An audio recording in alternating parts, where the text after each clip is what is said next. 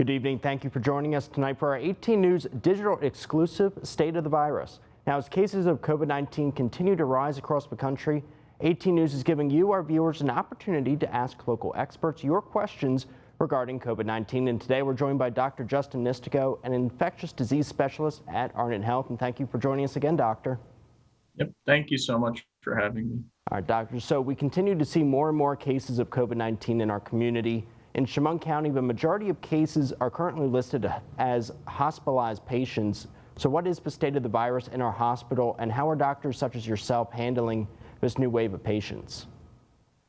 Yeah, so what is happening is that due to the advent of having the holidays and people gathering together, we're noticing that there have been some upticks or spikes of new cases arising.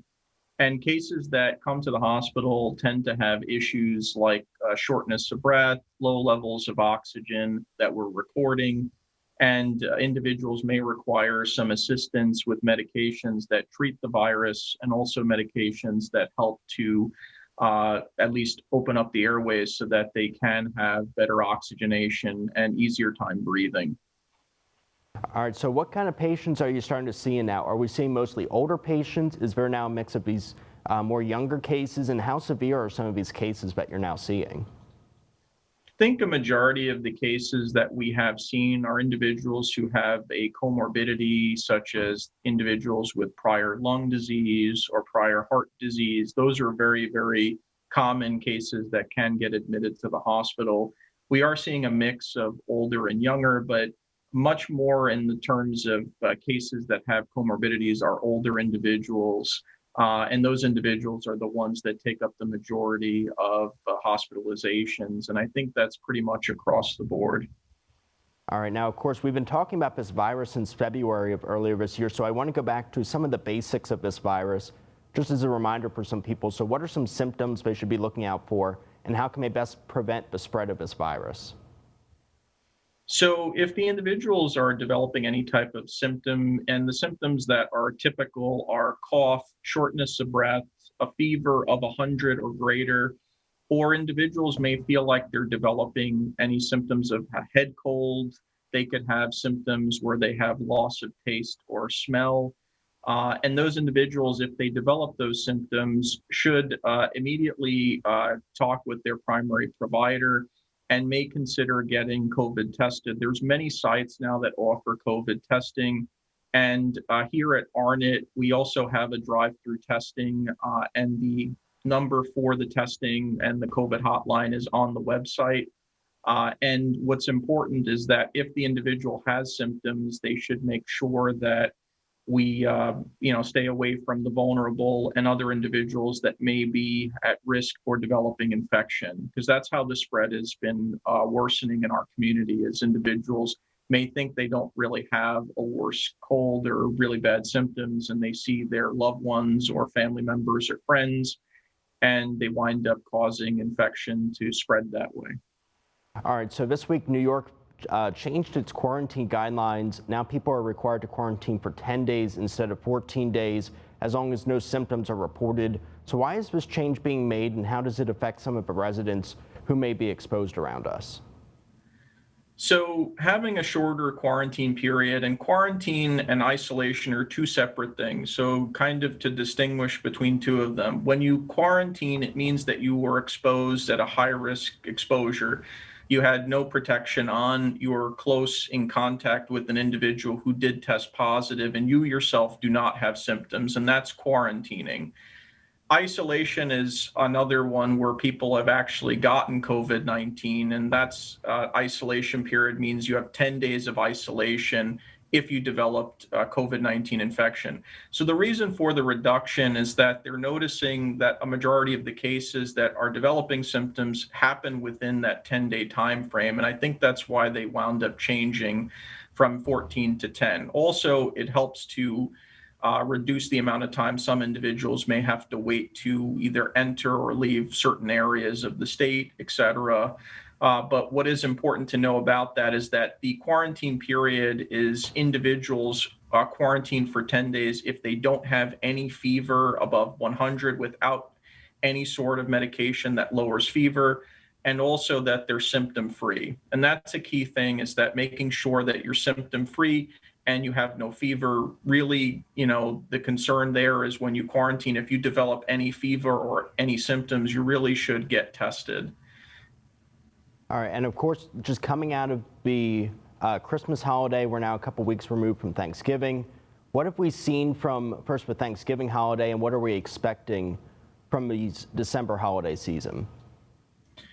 I think with the December holidays being that you have many different holidays all together this month for many different religions and nationalities, it's important to know that with all the holidays and family gatherings, we're expected to see increases or spikes in the January month, as well as what we've seen with Thanksgiving, where the spikes had occurred in the middle of this month. And we are concerned because, as we know, with the Thanksgiving holiday, with the spikes, the expectation is there will be spikes from the gatherings from this holiday month, meaning December in general. And the expectation is that there will be more people that have contracted COVID-19 the month of January, or detected during the month of January. All right, and of course, there's been a lot of hope with the two vaccines that have just come out from Pfizer and Moderna. It's begun to be distributed to hospitals, these nursing homes, and frontline workers. But a lot of people don't know what these vaccines are made out of. So can you kind of explain what these vaccines are, and how do the Pfizer and Moderna ones differ? Yeah, so the difference actually between the Pfizer and Moderna is that they're quite similar in the sense that they are called mRNA vaccinations. And what they're made out of is basically they have a genetic material that is that codes where the virus itself, the mRNA, which is the genetic material of the virus, it integrates into the cells. It's not live virus. So if you get Pfizer or Moderna, it's not a live virus vaccination. What winds up happening is that there's these modified proteins that are created from your own cells, and it creates what is called the spike protein. So your body makes almost like an artificial protein.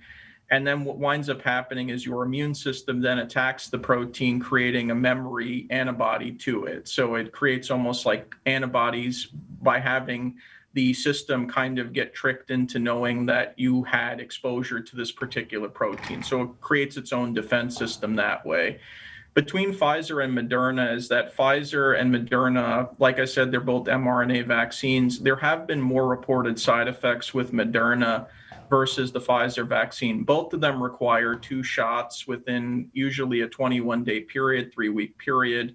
And both of them have been, in what they call emergency use authorization. So the FDA believes that they have a strong benefit to the public to kind of give them that distinction.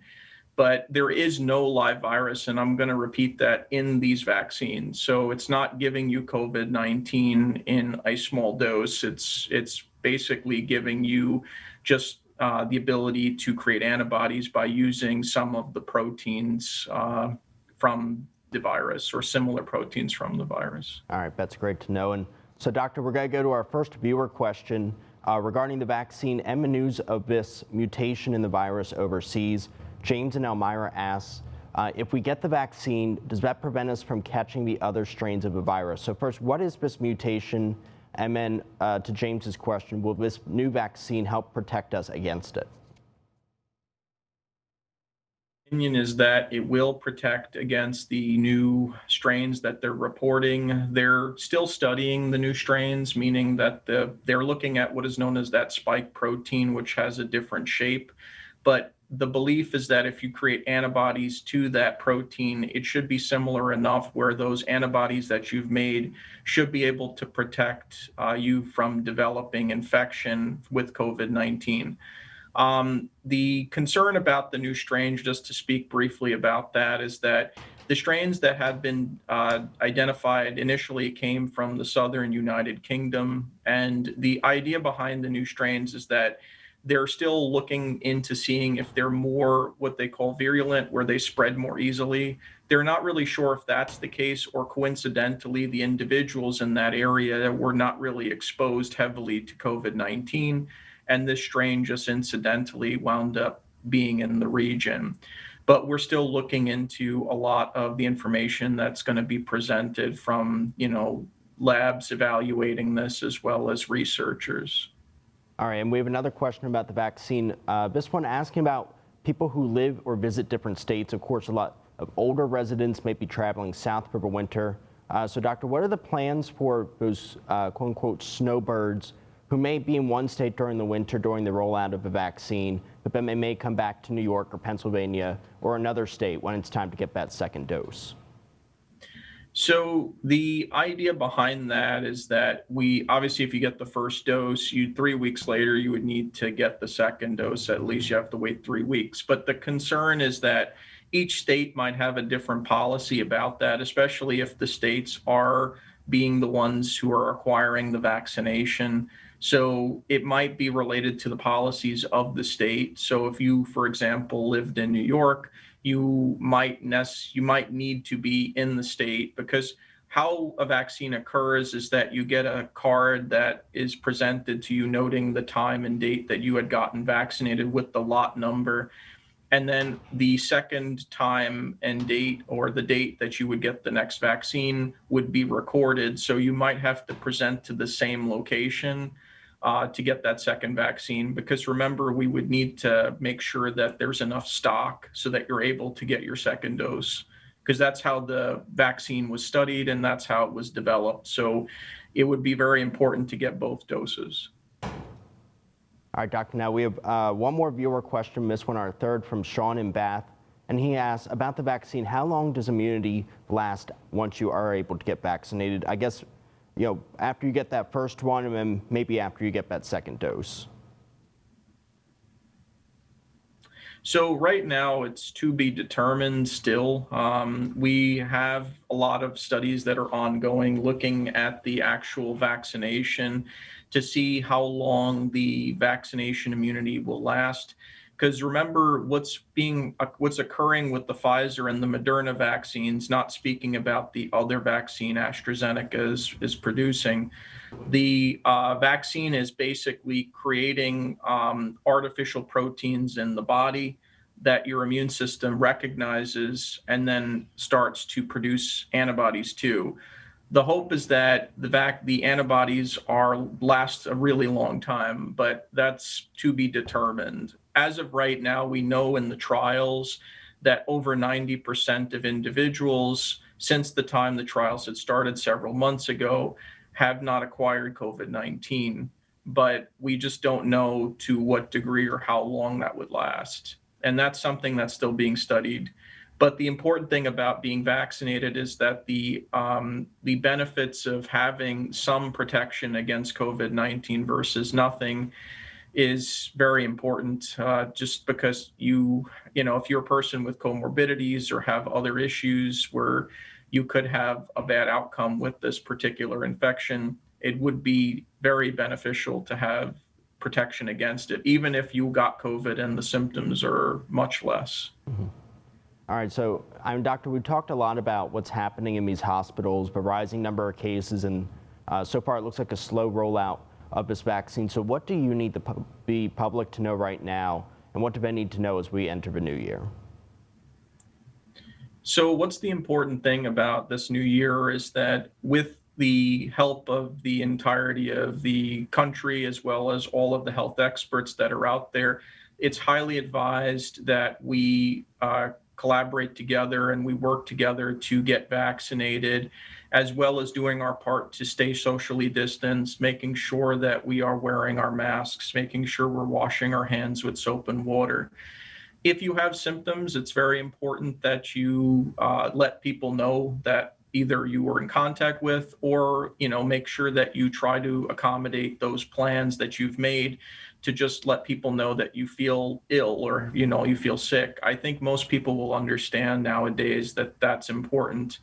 So that's how we help to flatten the curve and stop the spread. Because I think as we enter into the new year, the hope is that with all of these tools in place, we're going to look back to what was considered normal or back to normalcy. And I think that's an important thing. Absolutely, Dr. Nistico. Thank you so much for joining us today. And of course, we'll have Thank more. you. We'll have more next week regarding the vaccine and the state of the virus. And viewers, if you have a question regarding COVID-19 that you would like one of our local experts to answer, you can email us at news@wetmtv.com. And of course, we'll have more against the fight on COVID-19 on 18 News and on mytwintiers.com. Thank you for joining us and have a good night.